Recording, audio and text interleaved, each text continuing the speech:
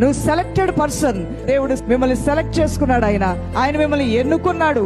ఎన్నుకోబడిన జనాంగంగా ఉన్న మీకు ఘనత రాబోతుంది. దైవజనమా, ఎన్నుకోబడిన మీకు మేలు కలగబోతుంది.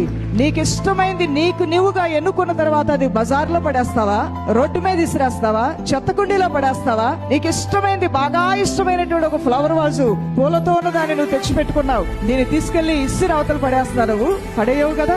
ఎందుకు కొనుక్కొచ్చుకున్నావు? విలువైన దీన్ని ఎక్కడో ఒక షోకేస్ లో పెట్టుకోవాలని తెచ్చుకున్నావు. దీన్ని ఇష్టపూర్వకంగా నీ డబ్బులు హెచ్చించి నువ్వు కొనుక్కున్నావు కాబట్టి ఒక మంచి స్థలంలో నీకు ఇష్టమైన దగ్గర పెట్టుకుంటావు. అవునా కాదా? పెట్టుకొని రోజు కూడా దాన్ని చూసి ఒకసారి రిలాక్స్ అవుతూ ఉంటావు. ఆహా, ఎంత బాగుందో, నాకు ఇష్టమైన దాన్ని నేను ఇక్కడ పెట్టుకున్నాను కదా అని. అదే రీతిగా లోకంలోంచి నీ దేవుడు నిన్ను ఎన్నుకుని, నీ కుటుంబంలోంచి కూడా నిన్ను ఎన్నుకుని, నిన్ను ప్రత్యేకపరచుకుని తన యొక్క అరచేతిలో నిన్ను చెక్కుకొని నిన్ను చూసుకుంటూ ఉన్నాడు నీ దేవుడు. దేవుని బిడ్డ, యేసయ్య తన అరచేతుల్లో నిన్ను నన్ను చెక్కుకున్నాడంట. అది యేసయ్య ప్రేమ అంటే.